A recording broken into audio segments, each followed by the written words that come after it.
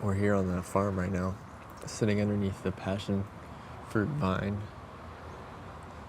that has sort of taken over the backyard. You can smell the passion fruit where some of the fruit have opened up halfway, and something started to eat one and then left it sitting there. And that just causes there to just be this pungent fruit smell every time you walk over here. And it's really nice. I'm right next to the road, so you can probably hear the cars going by, a bus going by, something like that. You can hear the birds maybe. I hear one right now. Ooh, let's have a blackberry.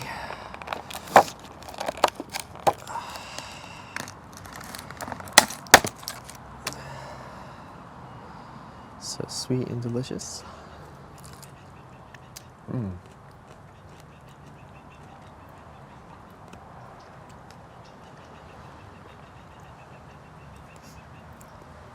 They're so juicy, and their geometry is really beautiful too.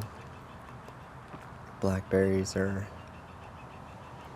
like just a perfect cube, and they're like, well, not cube, I don't know what you'd consider this, I guess. A perfect little egg shape. And they're like a bunch of these little water balloons, little water sacs, all filled with sweet juice.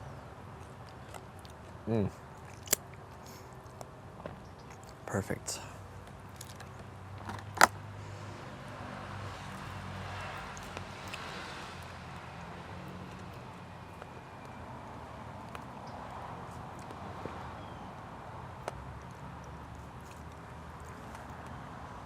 So yeah, I've sort of been inspired by this guy on YouTube, Johnny Mazza. Pretty sure that's how you say his name. He sort of just goes out and sets up his camera and starts talking. And I really like that idea, that concept of just going out and sharing some kind of feeling that or thought that you're having. And getting out and into nature and going to a beautiful location and just sort of having a conversation with yourself, I guess, dialogue, and just allowing yourself to kind of share these thoughts that are inside you. So it's kind of the idea behind this set right now. We're outside for a reason, and there is no script for a reason, and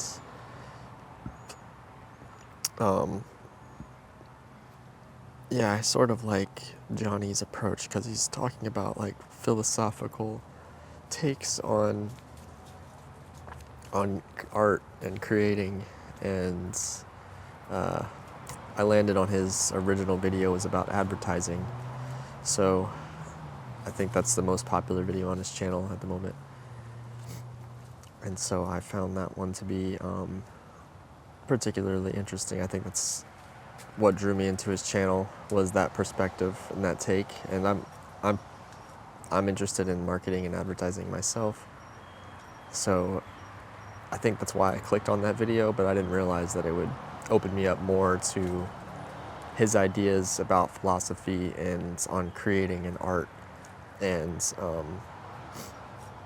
I really feel that when I started to land and go down that sort of, I guess, specific hallway of the algorithm where it starts to suggest similar content to you, I started to receive a lot of content that was kind of around creating and this idea of being inspired by the creative spirit and listening to that call. I started to see, there's like a couple of videos in particular that kind of inspired me that used that sort of language. And I think that's why, obviously, I just started to use that language myself. But that particular kind of language helps me sometimes to stop and be like, okay, am I utilizing this time that I have, this like finite resource that we have, time? Am I properly utilizing it? Am I wasting it, or am I taking this precious time to create and make something? And so I'm kind of thankful for that, going down that path, down that hallway, I guess you could call it. I guess you could call it a hallway or a path in the algorithm, because that kind of has led me to this place of seeing art and creating from a place of like, even just now, I just was trying to say a sentence and I said the word twice. This is a perfect example of what I'm trying to get at. This constantly wanting to edit or fix or make things perfect, that comes, I mean, there's obviously a place and a time for that, you know, and at least it feels like there is when it comes to like doing a paid work. You want to make it look perfect for the client or something like that. But all of that comes from a certain place and idea. Like if you think, for example, well, I don't know, I guess there's always different versions of this, and I'm not really getting my thought out properly, but it just occurred to me, like I'm thinking about like maybe Tim Heidecker or some sort of comedy show where it's not so necessary for every detail to be perfect. They're kind of like want things to be more crude and a little bit more kind of like grainy, and you know, they want things to kind of look old or used, or you know, not everything has to look like brand new and perfect, you know. And but then when I started to think about that, I was like, well, wait, they did have a show they had to produce for television, so I'm sure that on some sort of level there was like somebody there wanting to produce things perfectly and make sure that things were produced properly, but who knows. But yeah, so I got to that place basically from thinking of like, well, there probably is a place and a time for that, but in a sense, maybe there isn't. Maybe sometimes there might be a place and a time that might be a professional environment where you're not necessarily forced to create in a perfect way. And I think it's just a matter of where you found yourself, like where you've gone in your life. If you've only gone to places where you wanted to do something perfect, or everything had to be perfect, and you continually created in that direction, then that's probably where you'll end up. But maybe there's somebody else that ended up in a job that not everything needs to be perfect all the time, and that's a part of the process. And anyways, basically what I'm trying to say with all of that being said is that a lot of this content that I've seen, that I've started to take in, it sort of kind of led me into that, looking at things from that perspective of not needing everything to be perfect. So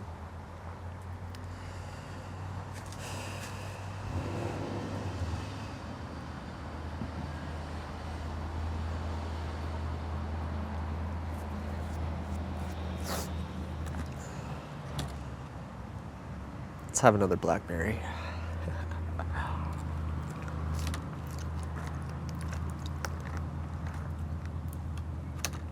This is a cool concept though, because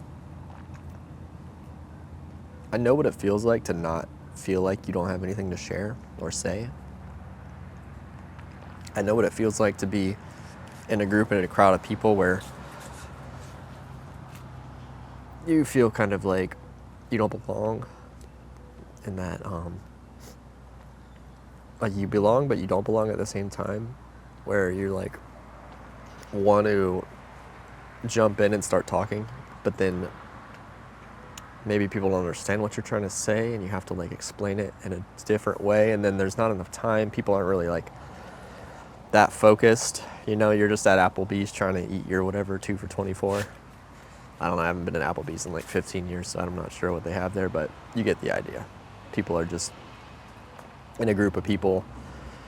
They're not trying to like stop and take the time to really think things out fully.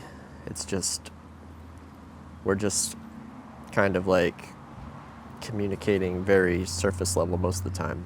So I know what it feels like to feel like that feeling. I guess where I was starting to go with that thought was that it's sort of like sitting down and talking to yourself is kind of like an awkward feeling to do, because it's like, what am I gonna say, or like what am I gonna talk about? But it does kind of feel like, just from doing this the one time, that things start to come to you. Like right now there's a crow talking, and like it's super interesting how crows are talking. They're not talking, they're crowing or whatever, cawing. But just in this moment, if you were sitting here with somebody and you're like, oh, there's crows there, you could shift the conversation to be about crows. Because in this moment right now, we can change the conversation to be about whatever we want. And so we could talk about how intelligent crows are, and how there's all these videos about how they're capable of solving puzzles, and they're very competent and skilled. So you can make things interesting in the moment. You don't have to necessarily always plan for everything. It doesn't always have to be perfect. Like right now there's a shitty car going by. It's kind of funny when shitty cars go by. You don't have to edit that part out of your video. You can make a comment about the shitty car. You know? You don't have to do everything perfect. And sometimes even, I've noticed there's some YouTube videos, this is a little YouTube marketing tip.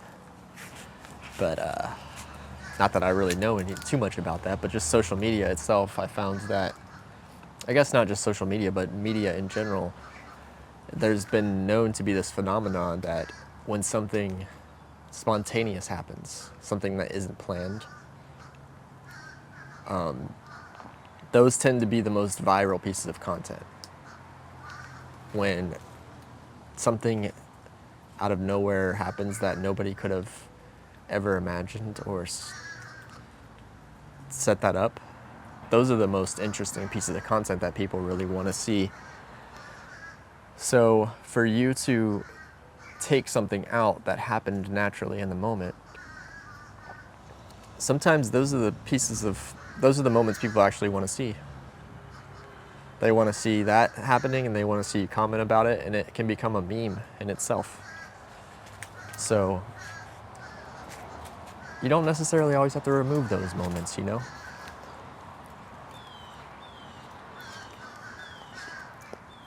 And I think that idea should become sort of a motif or a theme if I'm going to continue to do some more videos like this, where I'm kind of having these conversations with myself.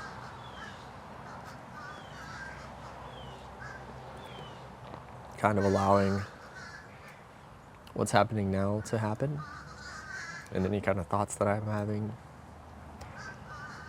comment on those thoughts. And then out of that might arise some kind of idea or a tip, kind of like the YouTube or media idea. And yeah, I feel like there's a name for this phenomena. Let's look it up. Let's see. Well, that's ChatGPT voice real quick.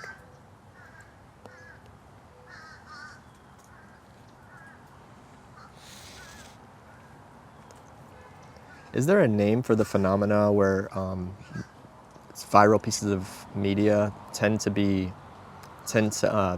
lean towards being somewhat, what's the word I'm looking for? Oh, I get what you're trying to say. Are you referring to something like the negativity bias, where negative or more No, that's not what I'm looking at. There's a word, spontaneous. when things happen spontaneously, they tend to be more viral. I think you're talking about virality, or the concept of something going viral. When something spontaneous or unexpected happens, it can capture attention quickly and spread really fast across social media. Yeah, so think about Yeah. like the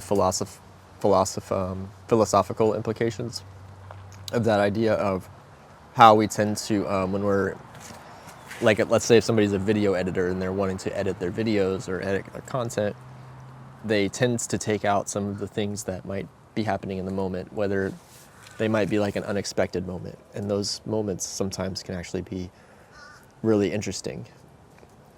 Yeah, those raw, unfiltered moments can create a sense of authenticity that really resonates. They often connect with people on a deeper level and can make content feel more relatable and memorable. Yeah, that's a good point. So raw, unfiltered moments that create a sense of authenticity. I think that's really what it's about. I think she says it perfectly. She says it connects with people on a deeper level. It makes the content feel more relatable and memorable. So this sense of authenticity. See, this right now that I've sat down and done this, at first it felt awkward, but now that I'm getting into this type of conversation, it makes it actually feel like this was worth sitting down and doing.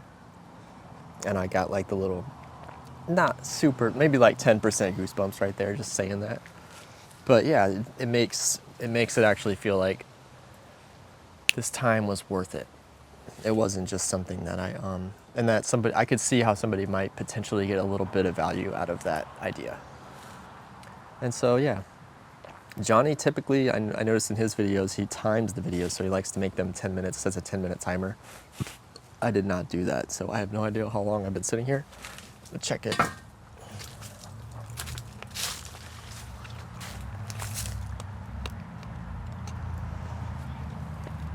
Oh yeah, it's been 18 minutes, so